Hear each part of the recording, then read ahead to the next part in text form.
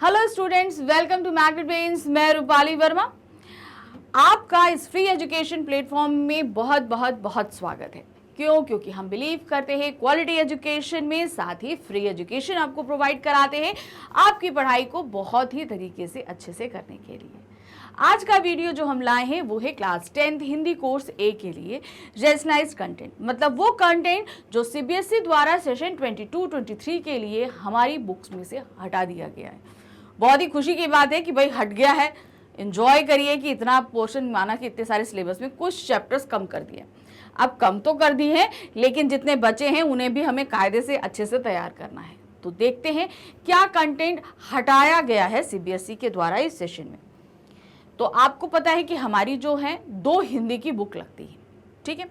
अब ये जो 2 हिंदी की बुक है, क्षितिज भाग 2 और कृतिका भाग 2, इसमें से क्या क्या हटाया गया है। तो सबसे पहले हम आते हैं हमारी जो हिंदी की मेन पाठ्य पुस्तक है क्षितिज भाग 2, उसमें से जो हटाया गया है वो है हमारे ये 3 अध्याय। क्या है? आपका अध्याय का नाम है 3, देव पायनिया नुपुर। तो देव जी के यहाँ पर कुछ पद दिए गए हैं, वो पूरा का पूरा अध्याय आपका हटा दिया गया है पृष्ठ संख्या 19 से 25 के बीच में। तो इसमें कृष्ण जी के बारे में उन्होंने बड़े अच्छे अच्छे से छंद लिखे हुए हैं, आप पढ़िएगा उसको। फिर है उसके बाद अध्याय संख्या 7, गिरिजा कुमार माथुर जी की छाया मत छूना। ये एक कविता है।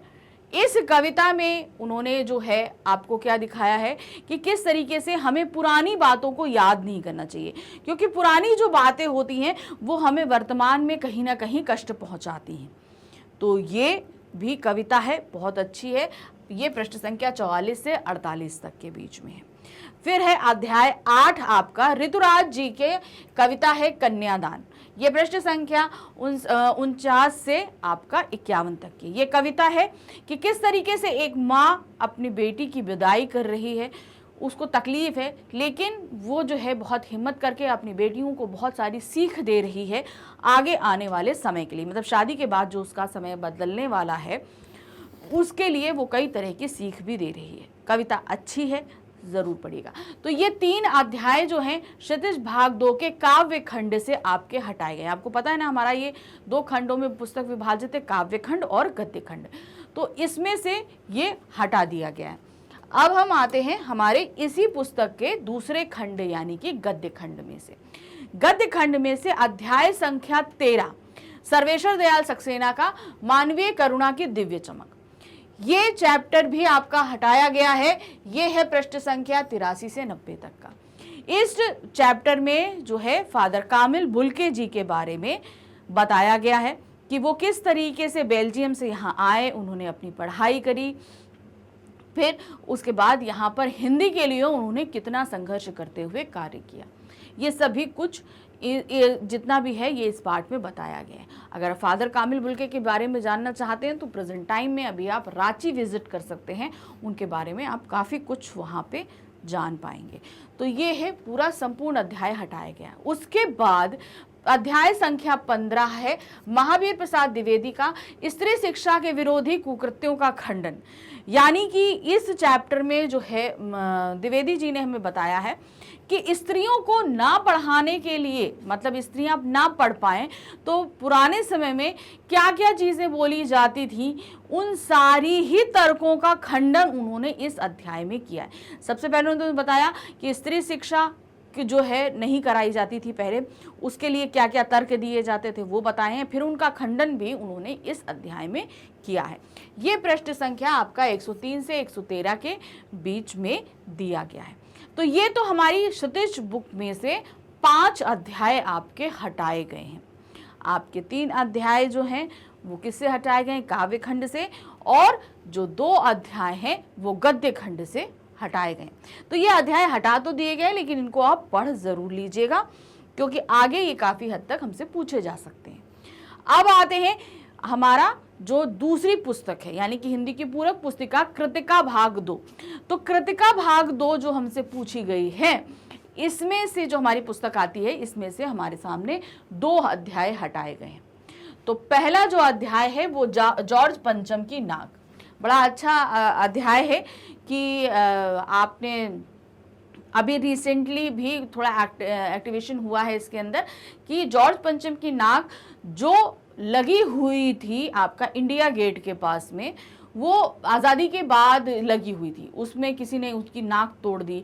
उसी दौरान रानी एलिजाबेथ जो है वो दौरे पे आने वाली थी, तो उस नाक को लगाने के लिए कितनी ज़्यादा मुश्किलें उठाई गई थी, ये सभी कुछ जो है इस पार्ट में दिखाया गया। अब क्या कहते हैं, बहुत से लोगों का मानना है कि ये सच है, लेकिन ऐसा सच नहीं हो सकता।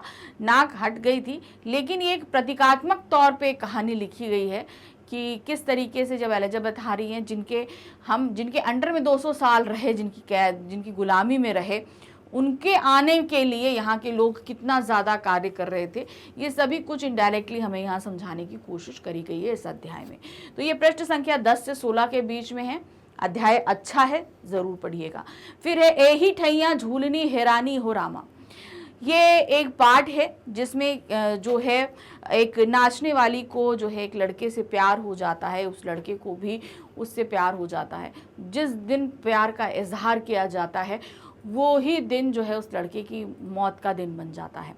और चूँकि वो एक नाचने वाली थी, उम्र में उस लड़के से बहुत बड़ी थी, कभी उसने अपनी लाइफ में प्यार नहीं देखा था, तो उसी दुख को जो है वो झेलती है और उसी जगह जाकर उसको नाचने गाने का परफॉर्मेंस करना पड़ता है जहाँ पर उसके प्रेमी की मृत्यु हुई थी।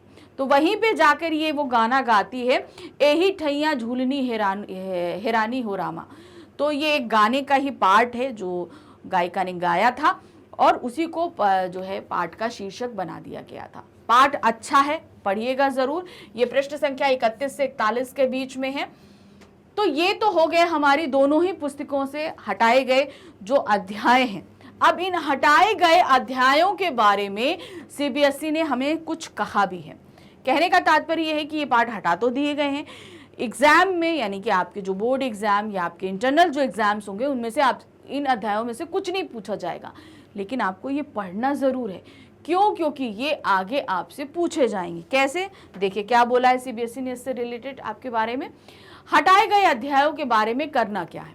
ये अध्याय भले ही आपके पाठ्यक्रम से हटा दिए गए हों और परीक्षा में नहीं आएंगे, फिर भी वे सभी प्रतियोगी परीक्षाओं के लिए बहुत महत्वपूर्ण है जिन्हें आप भविष्य में देंगे, जैसे KVPY, IIT, NEET, olympiad, NTSC, UPSC, SSC, railways आदि।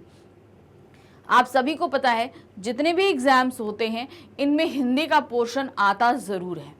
तो हिंदी के पोर्शन में इन अध्यायों से भी कुछ मटेरियल आपसे पूछा जा सकता है। तो इसलिए अगर आप पहले से इन अध्यायों को पढ़कर रखेंगे तो आपकी मेमोरी में रहेगा कि ये सब चीज़ें हमने पहले कहीं से पढ़ी हुई हैं, इसलिए आपको दिक्कत नहीं आएगी अगर अटेंडमेंट। जैसे ये लिटरेचर के ही पार्ट्स हैं, तो मान लीजिए इसमें से अपठित गद्यांश या अपठित काव्यांश पूछ लिया जाता है, तो अगर आप पहले से पढ़ के रखते हैं तो उनके बारे में आंसर्स करने में आपको कभी कोई प्रॉब्लम होगी ही नहीं। और बोर्ड में भी ये अपठित गद्यांश या काव्यांश के रूप में पूछे जा सकते हैं, तो इनको बिल्कुल भी पढ़कर तैयार रखिएगा। तो ये जितना रैशनलाइज कंटेंट था मैंने आप सभी को बता दिया है। तो ध्यान रखिएगा अपने एग्जाम्स की प्रिपरेशन करते समय कि ये आपका बिल्कुल भी नहीं आएगा। Okay, thank you for watching, bye bye.